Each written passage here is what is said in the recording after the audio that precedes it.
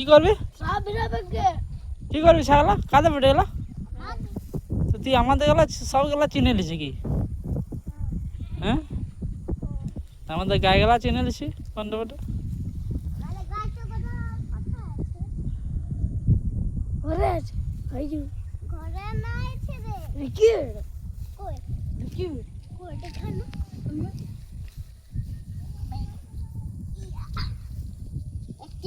ওখানটা